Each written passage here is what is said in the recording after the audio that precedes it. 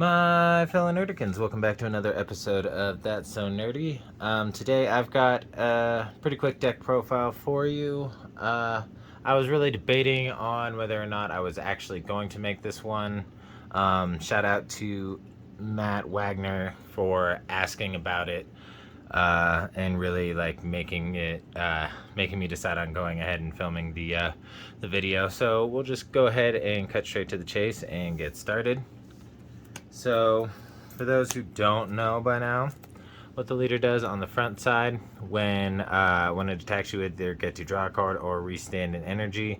When your life is at 4 or less, or you have a unison with specified cost of 3 in play, then you can awaken. On the awaken side, what you do is when you attack, you get to draw a card and restand 2 energy, which is awesome, really awesome.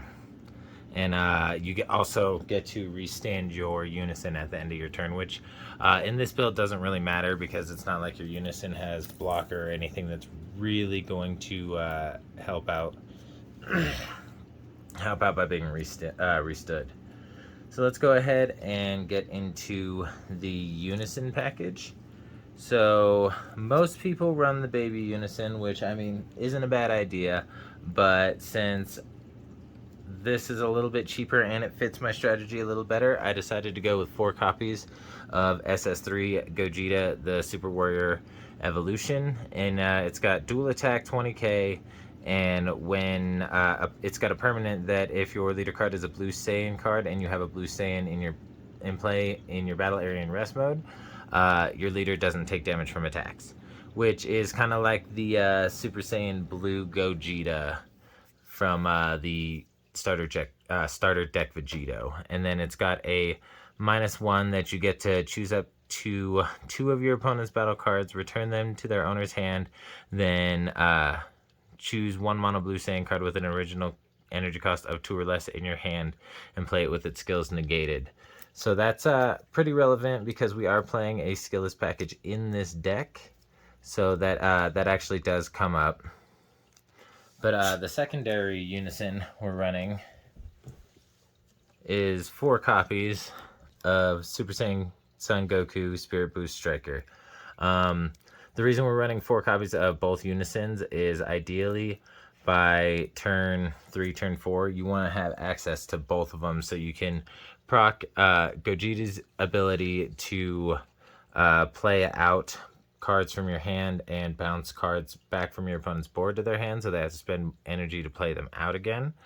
But what this one does is once he has an auto of once per turn that when you remove a marker using Spirit Boost, you get to give one of your blue Saiyans plus 5,000 for the turn, which I mean it's all right. It comes in helpful in some situations, but it's not like super crucial. The main reason we play this unison is for the +1. You get to add a marker to it, switch it to rest mode, and then you can play a skillless from your energy to the battle area, and then at the end of your turn you take a card from the top of your deck and place it in your energy in rest mode, so you're not losing out on any energy and you're getting a free play of a skillless, which is also going to help your engine out in the long run, as you'll see as we go through. And then it's got a -1 that does come up from time to time, but it's not really super useful. But you get to choose one of your opponent's battle cards and send it back to their hand. So if there's a pesky battle card on field with like blocker or something that you don't want to deal with that turn, you can just send it back to hand. But like I said, that ability doesn't really come up that often. All right, and now we're gonna get into the searchers. We're running 4 copies of my Bulwark of the Future. She searches out the 2-drop unison, and she also is able to search out a Trunks Future card, and then you add them to your hand and then shuffle your deck. That's why she's in here, is for the pressure of the Trunks Futures that I have, and well, actually some defense as well, but that's why she's in here, so I can search out those Trunkses, search out the secondary unison for when I need it, if I need it. Now, let's go ahead and get into the super combos. We're running a 2-2 split of Zeno Edge of Space and Vegeta Disciplined Warrior. This is for the draw capability because I don't really like playing Zeno to the board, because a lot of decks have the capability now to actually deal with Zeno. So having to play him to the board to draw a card doesn't always feel the greatest, especially if he gets popped off the board before you can use his super combo ability to bring something back from your energy to your hand, and then replace an energy as long as you're at 4 or 5 or less life and it's your opponent's turn. So that's our super combos. Oh, and for anyone who doesn't know, Vegeta the Disciplined Warrior, he's the filter super combo. You bottom deck a card and draw 2 at 4 or less life. All right, let's go ahead and get into the skill list package. We are running 7 skill list cards, and it's 3 of the Super Saiyan Trunks. 3 Super Saiyan Trunks. So that is searchable with because it is a Trunks future card, so that's helpful. So if you're not seeing any of your skill list cards to get your engine going, that is going to help you, because you do get to search the top 5 with And then we're running 2 copies of Son Goku and 2 copies of Super Saiyan Son Goku. Now, we're running so many different kinds of skill lists because I pretty much don't want my opponent to be able to call out what my strategy is really planning on doing. Yeah, the main reason I run so many different skill lists is so people can't really stop me from playing them, like especially from my hand with, like, say, the Gogeta, or if I have to hard cast it. They're not going to really be able to stop me with things like Mechikabra, the Broken Seal, by calling out any of my skill lists, because I have a variation. Normally they'll call out the boss cards if they think they know what you're trying to play, but sometimes I have seen people try and go for what gets the engine started as well. That way you can't even get things going and can't start. You have to wait to spend the energy until the next turn. All right, and since we are running a blue skillless engine, then why not run Janemba Bewitching Blow, especially since it's limited to 1. I actually built most of this deck before this got limited to 1, and I had this in here as, I believe, a 3 of at the time, and oh, it was nasty, but then it got limited, so that definitely changed. But for those who don't know, to play this out, you return a skillless card with an energy cost of 2 or 3 from your battlefield to your hand.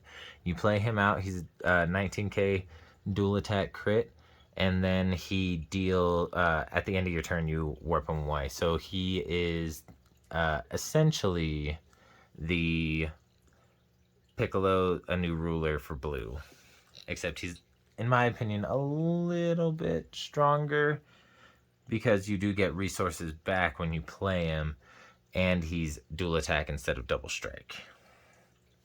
All right, so now we're gonna go to our defense and removal package. So the first of our defensive cards that we're playing is 2 copies of Son Gohan, Baby's Minion. He's pretty self-explanatory for those who know. For those who don't, when you play him out, your opponent can't attack anymore for the turn unless they bottom deck a card from their hand. So most of the time, that's gonna limit your opponent to like 1, maybe 2 more attacks, depending on their hand size. With the amount of decks out there that just have huge draw ability, he's a little bit less effective than he used to be, but I still think he deserves a good place in this deck.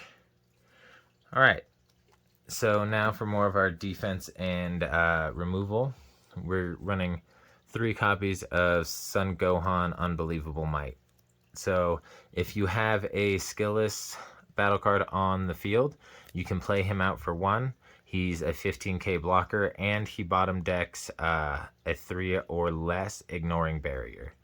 So that comes in really helpful against decks like AOD, well, kind of AOD, because as long as they have that Hatchiyak, they can search, play out that Bobbity again, super easy. But decks that have like real low to the ground protected cards that offer a lot of benefit for your opponent, boom, that Gohan is really, really going to help.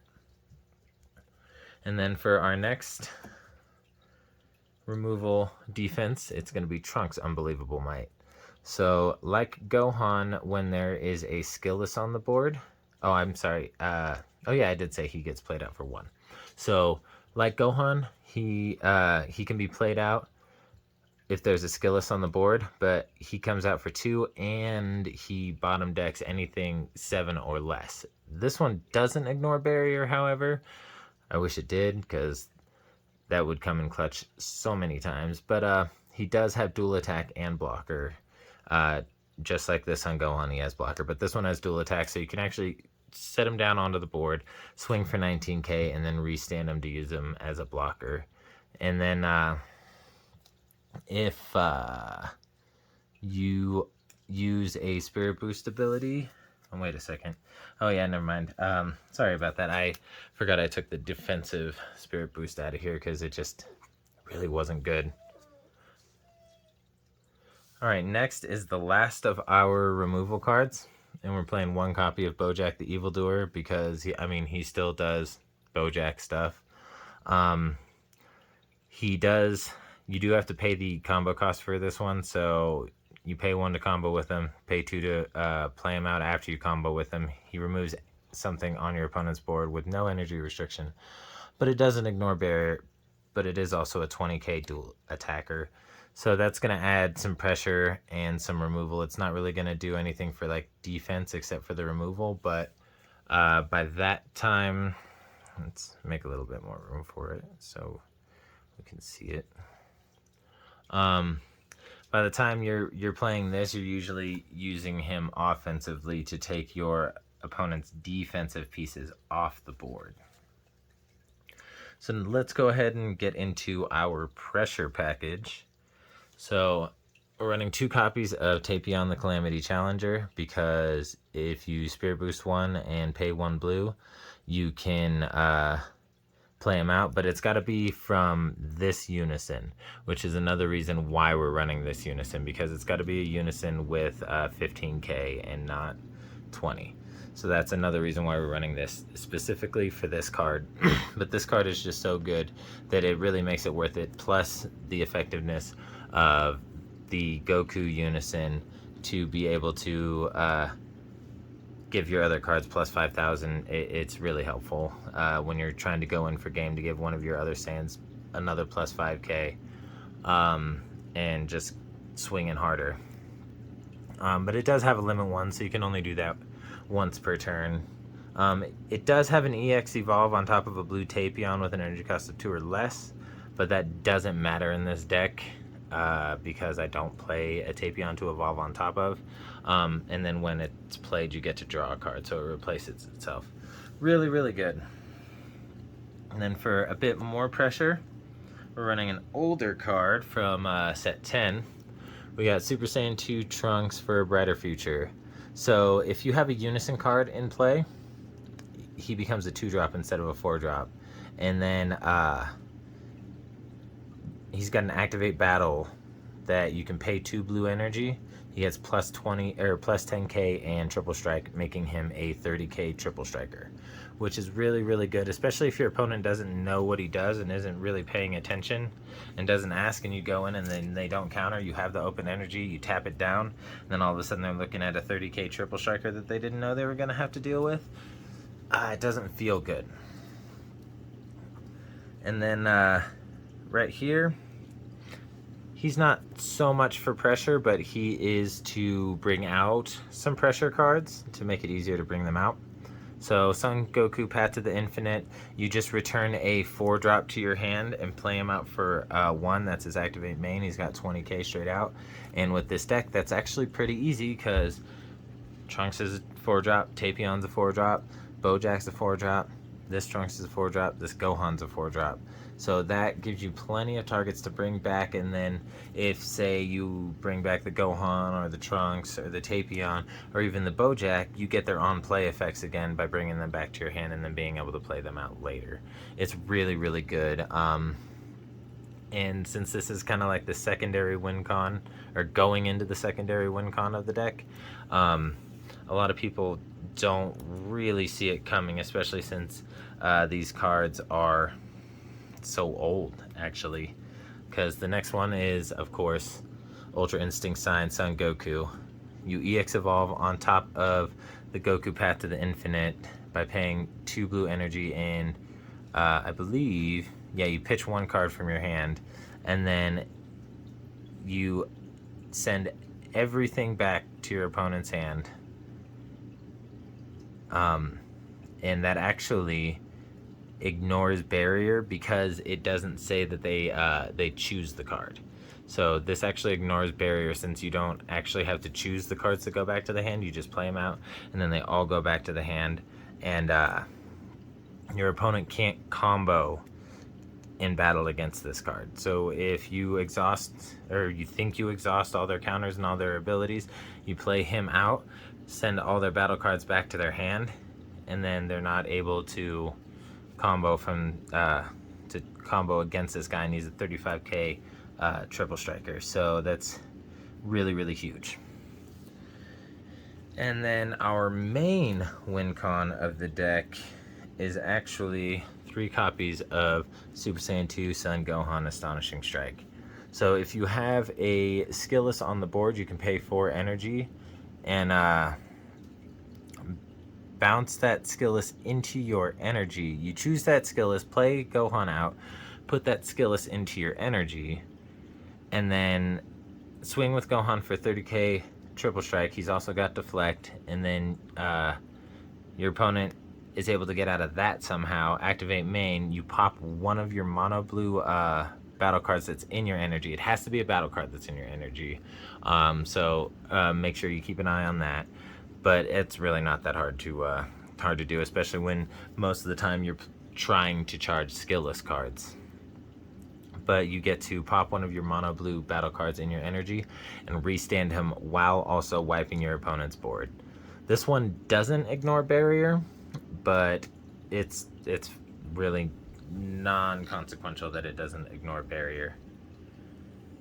And then our counter package is really basic. We're running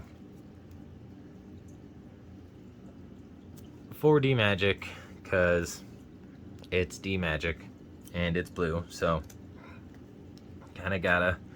And then 3 Child's Army reinforcements for the blocker token ability. I'm sure that a lot of people that play this game a lot notice that I'm not playing any Heroic Prospect or God Sealing Technique, but 1, it's because I don't have those cards, and 2, because honestly with this build it doesn't really hurt that much to not have those available to me. I have thought about putting some counterplays in here, but I think with the defensive capability and the inherent removal that I have, a lot of the time it really just works in my favor to not clog up the deck with those extra cards. But anyone who knows anyone knows that this deck is still missing something, and that's going to be the SCR. And by this point, it's pretty obvious. Mono blue gonna be playing Hachiyak. Gotta play Hachiyak because it's just the best blue SCR in the game, honestly. Counterattack when you have 3 or more energy by pitching a blue card from your hand, and it completely shuts down your opponent's turn. And that's that. Alright, well that is the deck profile for my Soul Striker. Again, shout out to Matt Wagner for actually pushing me over the edge to actually record this, because everybody and their grandmother has a Soul Striker, but I don't think I've really actually seen a variant like my build. So thanks again to Matt Wagner for actually giving me the motivation to make this video. And if anybody has any questions or comments or suggestions for decks that they might deck profiles that they might like to see, go ahead and leave them down in the comments. Smash that like button, subscribe, really would help me out, because as I'm sure you've noticed, I'm a super tiny channel. But that's gonna be that, and y'all just stay nerdy.